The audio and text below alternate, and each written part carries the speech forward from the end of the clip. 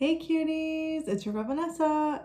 New video today. So today I'm going to be talking about emetophobia.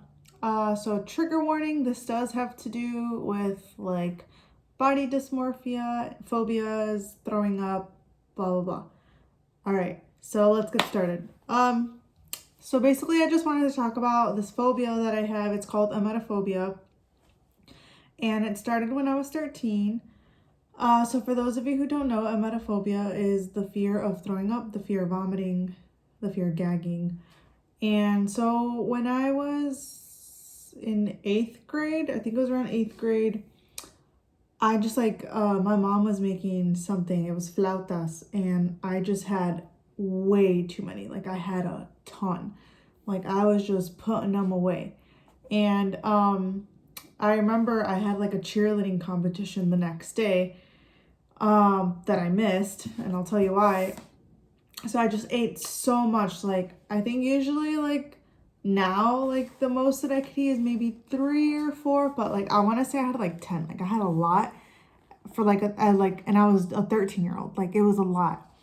And I remember I went to sleep, and all of a sudden I wake up at 3 in the morning just like on the ground in the bathroom.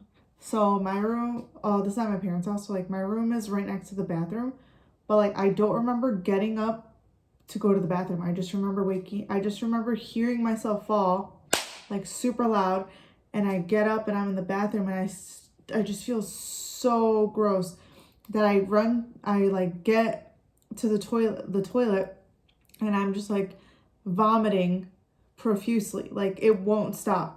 And I freak out. Like my parents were like, what happened? Like they heard me fall. Like as soon as I fell and went to the toilet, like they also came out of their room and like came to the bathroom. So they saw me, like they heard the fall. They saw me get up and go to the bathroom and just like vomit. Like it felt like it was like The Exorcist, like the way she was like vomiting like crazy. And honestly, it like really traumatized me, and the vomiting did not stop. Like I was throwing up. So that was 3 in the morning. I think I was throwing up until, I'm not even kidding you, like 3 p.m. the next day. Like a good 12 hours. Like I was just throwing up. I couldn't go back to sleep.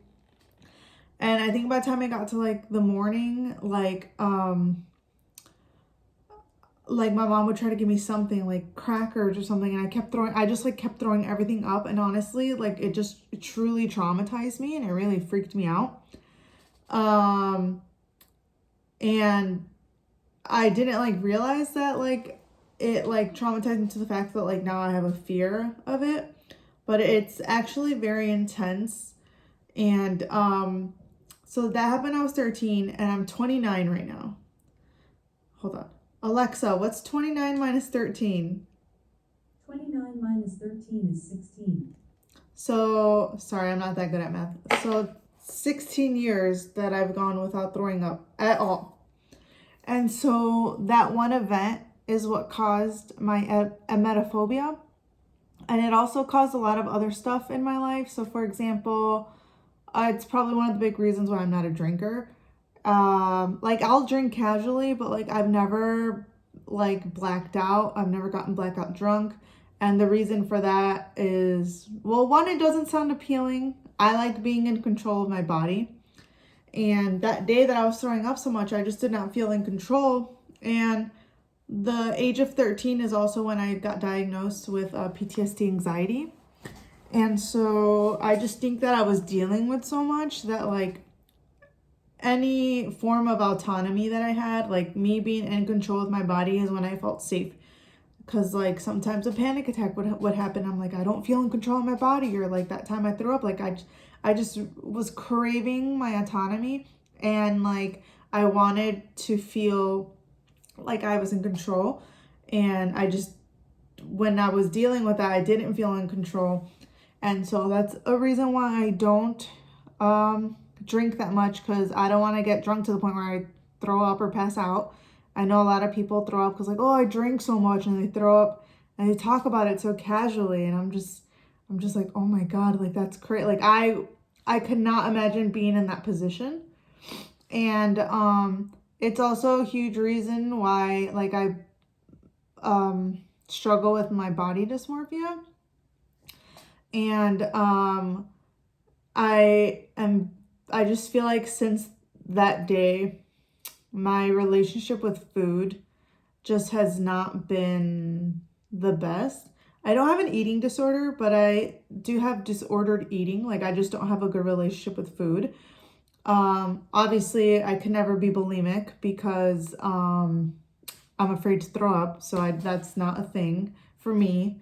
And I couldn't be anorexic because I do like to eat. I like to eat a lot, and I know this is just like a really heavy conversation, but I just want to explain like my disordered eating isn't an eating disorder, if that makes sense.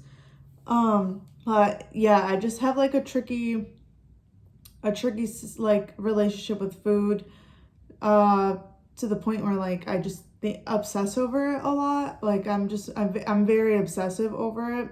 I've gotten so much better, and especially like now that I'm in my late 20s and I'm going to be entering my 30s next year, like I feel like I really got my shit together now.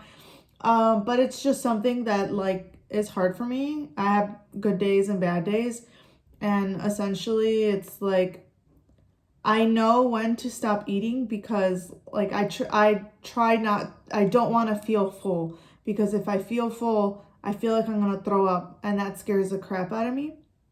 And but then if I'm hungry, like I'll want to eat.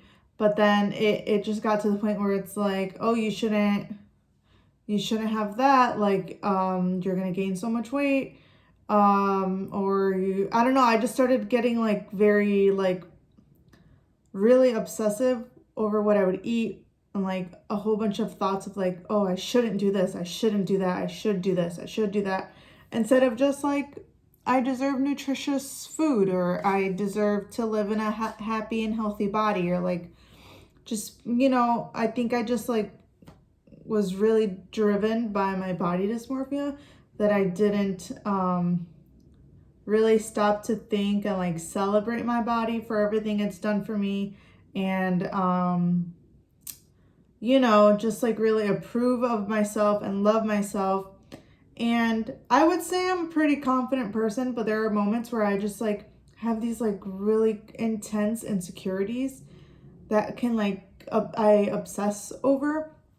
And so a family member of mine does have OCD. They struggle with obsessive compulsive disorder. And, from doing research and talking to like my therapist, body dysmorphia is kind of in the same family tree as OCD. Obviously, OCD is like at the top, and it's so intense, and that's nothing compared to what I deal with. But it's in the same family, and it explains why I'm like obsessive over what I eat, over what I look like. And yeah, it's a lot. And I do have a therapist that I talk to. We have been doing like exposure therapy, and this is so crazy because I feel like I don't really, unless someone like asks me specifically, or if like someone's about to throw up and like I have to be like, oh no, I can't deal with this. So I feel like maybe not a lot of people know I have this phobia. But yeah, we're trying to, on top of all the other stuff I work on with my therapist, we're trying to do some exposure therapy where like she'll have me look up videos of people throwing up and just like watch them. Or sometimes like someone will throw up on screen, like when you're watching a show or something or a movie, and it used to really freak me out, but I've gotten a lot better. And also it's funny because like I'm an actress, so like what if I get cast in something and like I'm gonna have to throw up, like pretend to throw up for a scene. um I think it's just something where I gotta take it like a day at a time, and have gotten so much better at it. Like I feel like now if I see other, like it used to bother me when I would see other people throw up, but now I feel like I'm like aware that it's happening to them. In their mind, they're not scared to throw up. For them, it's a release. For them, it's gonna make them feel better. It's relief. So I've gotten a lot better with that like point of view, but for like my point of view, if it was happening to me, I like would still freak out, and that's something that I'm working on. So it's been slow and steady for the last 16 years, but I've been doing so much better, and I've been able to advocate for myself, and my relationship with food is getting a lot better. I still have a lot of work to do. I do remember like 2 years ago, there was a situation where I felt like I was gonna throw up, and I was like, you know what, just do it. Go to the bathroom, like kneel over the toilet and just do it. And like I was like going there, and I was like, I just need to do it. And I was like, I feel like if I just let it happen once, like my mind and my brain and my body will see it's not so bad. Like everyone throws up, like it's normal. And like I went and I started panicking. Like I had a crazy panic attack, and I couldn't do it, to the point where like I literally ran outside, threw myself on the grass, and this was like 10 p.m. and it was dark out, and I was just panicking, like with my hands on the ground, and I was just trying. I was like, throw up, just do it, and I literally couldn't do it, you guys. I've gotten so good. Like whenever I have those like little like fuck, I'm gonna throw up, like I know exactly what to do. Like I know exactly how to train my body to not, like, personally I would rather like it go out this end than this end. And I feel like I've just gotten super good at like pacing myself with stuff like that. And really like thinking about like how fast am I chewing, like am I eating too fast. Yeah, I realize this is like fucked up, and I know, I know.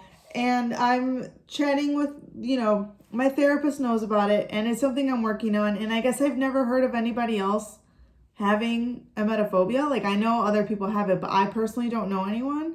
And so I just thought that I would talk about it here, and hopefully people will, I don't know, if someone else has it, please let me know. I don't want to feel like I'm crazy. And I've gotten so much better at it, and sometimes I kind of do want to like just drink like crazy just to like throw up and see if that'll like help anything. But yeah, I just can't get myself to do it. Pregnancy scares the crap out of me. I know a lot of people have morning sickness. A lot of pregnant women throw up. That freaks me out. Like, no, thank you. I'm not ready for that. Definitely, I'll, be slowly, when it gets to that point, whenever I do want to have kids, I'll have to really work with my therapist to get to that point. And I have a lot of support. So if I did ever get to a point again where I did have to throw up, I would have someone there to like be there for me and help me out, support me, not judge me. And yeah, I don't know. I hope people get something out of this video. Yeah, I've definitely struggled a lot, and I'm just like so grateful that I have a therapist that's been working with me for the last 5-6 years. I think 5 years. She's amazing. She's super, super awesome. And if anybody else is struggling out there, definitely get in contact with your therapist, or if you don't have one, find a therapist. And there's countless of information on social media for you to find out like, how to deal with this type of stuff. And not just like emetophobia. I know a lot of people deal with like a whole bunch of other phobias like claustrophobia, arachnophobia, blah, blah, blah. So definitely seek the help if you really need it, and definitely have your support system. I'm going to continue to work on having a better relationship with food, which I feel like I have been doing a lot this year. I've been taking pictures of everything that I eat every single day since the beginning of this year. It's already April. And it's just been really helping me see like all the types of food that I'm eating, the food that I'm feeding my body, all the nutrition that I'm getting. And I also go into a workout like thinking, I'm so excited to see how my body will move today. Or like I'm excited to do this. Like I'm just so excited to see how my body moves. Instead of like, I really need to go to the gym. Oh, I don't like how I look today. I need to go to the gym. And just be more like, I deserve to have a healthy body. I deserve to stretch my body every day and walk around. Like, Just, I feel like we forget how much our bodies love us. And if you're someone like me who has body dysmorphia and you talk down to yourself, it's really easy to get stuck in that like negative headspace. So I've been doing, the last few years I've been doing a lot of work on that. I have some bad days where I'll just cry and like I just can't get over my negative thoughts. But then I have other days where I'm like, this is me, and this version of me that looks like this is engaged, is loved, is about to get married, and someone like, I just think about how like my partner just like wants to touch my boobs all the time and always trying to kiss me, and it's like he doesn't see what I see, and he's in love with this version of me that I sometimes don't like. So I just try to like think of that perspective, or just like seeing all the comments that people write on my pictures on Instagram, and like, you're so pretty, or blah blah blah. So that just like reminds me like that like my thoughts aren't real, and just it just gives me time to be a little bit self-aware and to like reframe my thoughts into like, I'm beautiful and like my body loves me. Every time I get a scratch, like the scratch eventually goes away because my body's working so hard to help me and to fix me. And I think that's just like how I got to keep working on it. Same thing with like my relationship with food, and really love what I'm eating and love the workouts that I'm doing. So that's just me. That's kind of one of my big goals this year, is to just work on my relationship with myself, my relationship with food. And I think that will help a lot with my emetophobia, to the point where if I did ever have to throw up because of some situation like a stomach flu, I will be able to get through it without having like a crazy panic attack. Cool. All right, this video's been long enough. All right, well, I will see you cuties at the next one. Bye, cuties.